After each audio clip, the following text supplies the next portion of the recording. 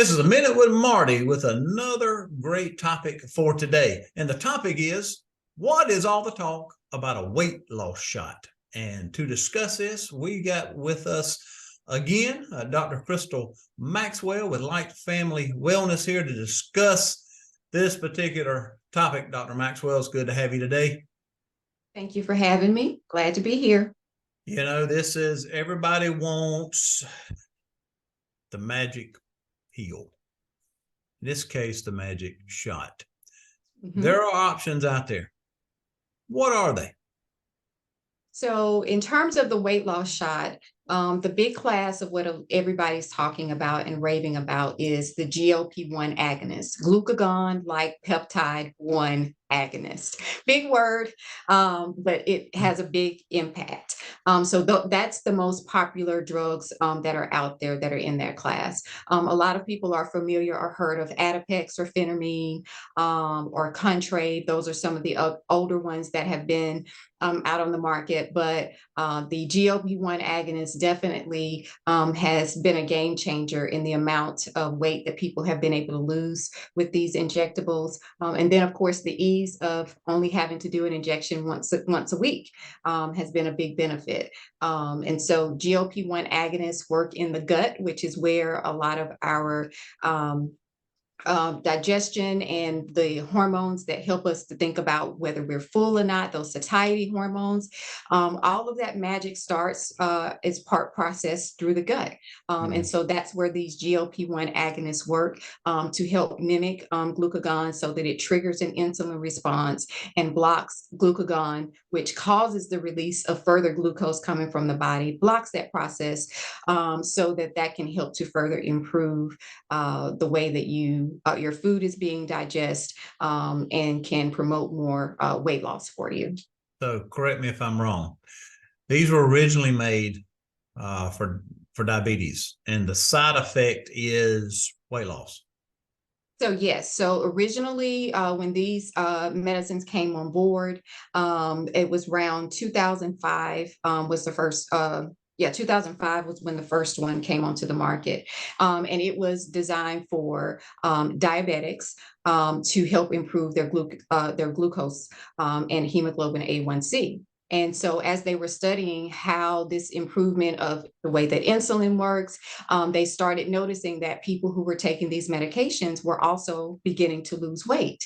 And so just over the progression of years, and they began to study and look more at the weight loss portion of it, that's where we started to see that now it's not just for people who have diabetes, but it actually, even if you don't have diabetes, can effectively treat your weight without causing your glucose to drop, which was a big game changer for diabetics because a lot of the other drug classes cause your glucose to drop on those medications. But this particular class doesn't do that because it's helping your insulin to work the way that it's supposed to and not overshoot where you're having big drops. And so since they've seen that it doesn't cause your glucose to drop, hypoglycemia, and you are also inducing the weight loss, they were then further taking that research to see, well, how much weight loss can we get with this? Because if you're not diabetic, you can still safely take it for weight loss.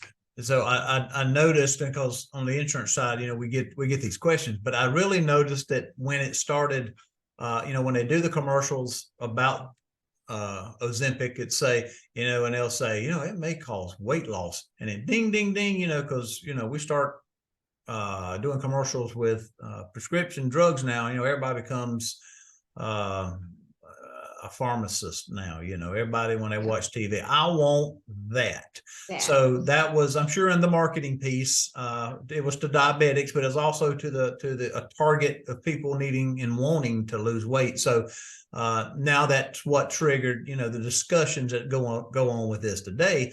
I want that shot. Right. And when it first started with the very first medicine, so it was a shot twice a day. And so you had to do that every day. So even if you lost weight, if you weren't diabetic, nobody's really trying to do a shot twice a day, every day, just for weight loss. But again, they continued to study drugs, and drugs began to improve. So then the next one that came on the market was Victoza Saxenda, a daily injection. So it's not so much that you're doing a shot twice a day now, but it's once a day, but it's still a shot every day. So again, a lot of people are not thinking about, one of the side effects is let me lose, that I'll lose weight. Let me go take a shot every day if I'm not diabetic. Probably not so much. But then when Ozempic hit the market and it's once a week, wait a minute. You mean even if I'm not diabetic, my glucose will drop, but I will lose some significant weight? And the weight loss effect of Ozempic was even greater than what they had seen on the previous ones. So people began to kind of take ear and start saying, well, even if I'm not diabetic, it's not going to drop my sugar, but I'll sure drop some pounds. Let me try it. And so that has been the transition as they've had more of the once a week options of this class, that people are more willing to do it because I only have to do a shot once a week. Oh yeah. Now, and I know everything sounds wonderful. Side effects. Yes. So as I mentioned, these drugs happen in the gut. So you have to think about what things may happen or potential to happen in the gut. Nausea by far is the most common thing that's seen with these medications. These medications work by slowing the way that food is being processed through your digestive tract, so that gastric motility is slowed. So you're going to feel full, which is good. So you're going to eat less. But when that happens, you can also get constipated. So constipation is also another thing that we see with that. Some people are actually on the opposite, though. We have some people who actually end up with diarrhea because of the medicine. Bloating can be some side effects, but definitely by far, nausea is the most common thing that we have seen with it. We don't know a lot because it's affecting things in the pancreas. We do have to be cautious of people who've had pancreatitis before or gallstones before, because again, medicines that are affecting the gut. So we are very cautious in people who do have gallstones or pancreatitis, previous pancreatitis episodes, because we don't want to set those flares off potentially. But you just have to think about what may happen in the gut. Those are potential side effects. Okay, so we have benefits, we have side effects. Now, does this come in different formulations? So for diabetes, there's Rybelsus, which is an oral medication. So you take a pill daily, and then there's the injectables. For weight loss, the only FDA approved ones are the injectables. So there's the daily Saxenda, the once weekly Manjaro, and the once weekly Zepbound, which is the newest one that just came on, got FDA approval. Okay. Now, two things. One, short acting versus long acting. And if somebody's going to take these shots, I can still eat pizza and Krispy Kreme donuts. And is there exercise, diet? What does this really do?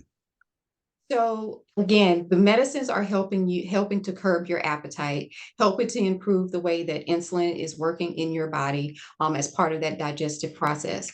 But still, the things that you're putting into your body, the type of nutrients that you're putting into your body still is a huge factor. So if you're still eating a lot of processed foods, and now instead of eating 4 or 5 times a day, you're only eating once or twice a day, when you're putting foods in your diet that are very fatty, high inflammatory, are very processed, are still high in sugar, then that still is not giving your body the nutrients that it needs to function the way. So you may have fatigue, you may not feel good, your muscles may start being more flabby because you may start losing muscle because you're not putting in the proper nutrients that your body needs to sustain. So you still do need to have a healthy diet, and exercise goes along with that, because again, as we age in general, we lose muscle mass.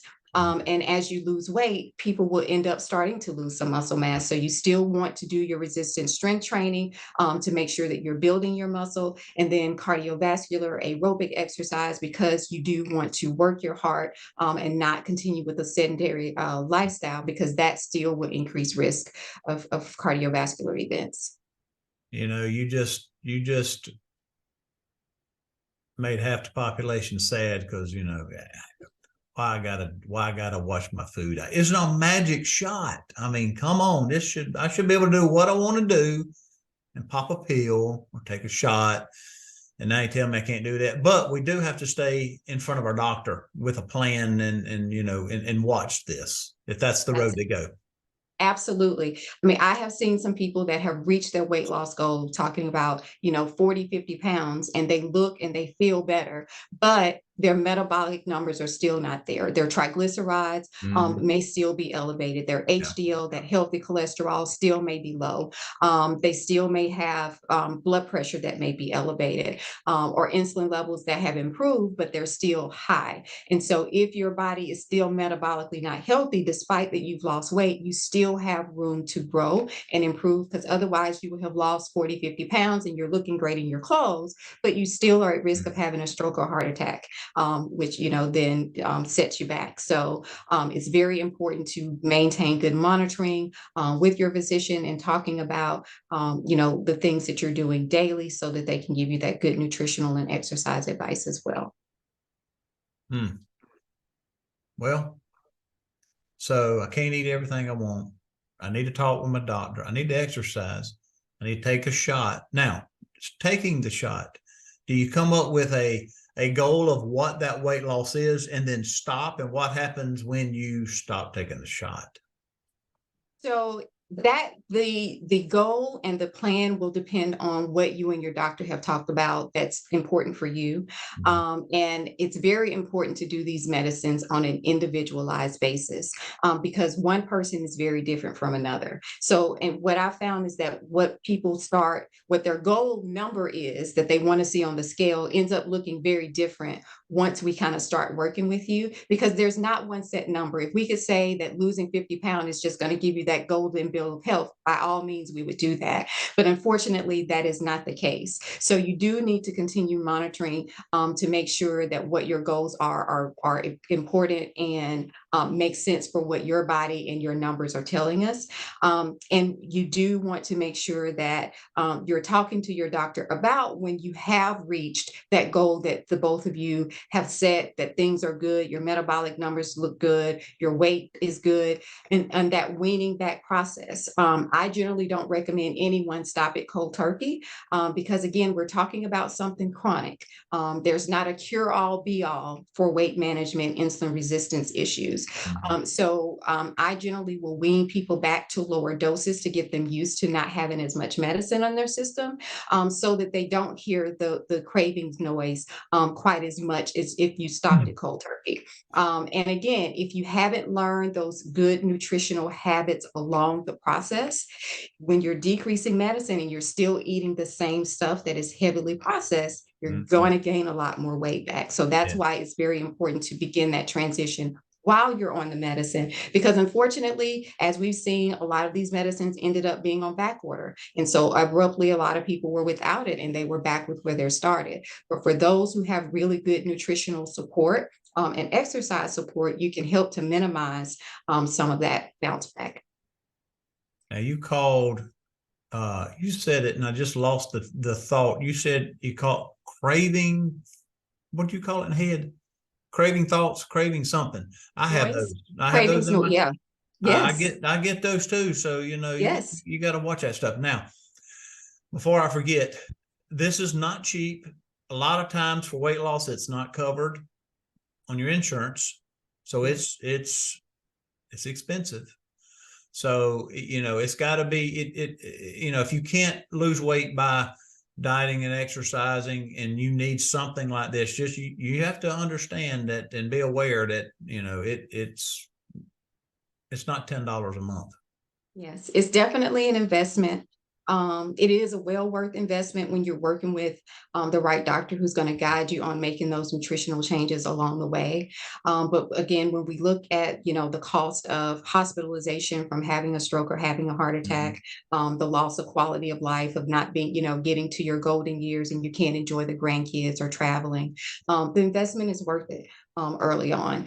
So if we can, bring some of that wellness and improve things earlier on, we are decreasing cost. I am hoping that we will get more insurance companies on board to understand that message so that 20 years down the road they're not having to pay for these hospital visits and things. But for now, as an individual, it is important to know that the brand medicines that are FDA approved are expensive. There are some companies who are using the compounded versions. The compounded versions are not FDA approved. There have been incidences of people having issues with the compounds not being pure, and some of the components that go along with that that have caused some people side effects. So you do want to caution that because even though it's cheaper, you may be putting yourself at a little bit more risk. So you do want to be cautious of even doing that or trying to find it at like ordering online from China and things like that, because you don't know what the purity level of those medicines are. So be smart, talk with your doctor to get good advice about your source as well. Yeah, don't take a shortcut. That could not turn out well. So, well, good. Dr. Maxwell, as we wrap this up, any final words of wisdom? Just know that dealing with insulin resistance can be very frustrating. It's that you're feeling like you're doing all that you can and nothing's improving. If it was just as simply as calories in, calories out, everybody who wanted to lose weight would have lost weight by now, but it's not that. There are some metabolic dysregulations that are happening. And that's one thing that I talk with my patients about, is that it's not just you. It's not just a willpower, because if it was, 90% of my patients would be at their goal. Right. So now that we understand that there are metabolic dysregulations, there are medicines that can help you, and working with your doctor to put together a good nutrition and exercise plan along with the medicine is a great way of building a foundation to support you for long-term success. Awesome. Dr. Maxwell, this was awesome. I know this is going to help a lot of people because the topic's out there. It's all over TV, social media, and everything. So this is really helpful today, and I really appreciate you taking the time once again to educate. My pleasure. Thank you again for having me. All righty. Well, everybody else, again, Marty Haynes, HFC Insurance. We really appreciate you taking the time today to watch A Minute with Marty. Hope you have a good day.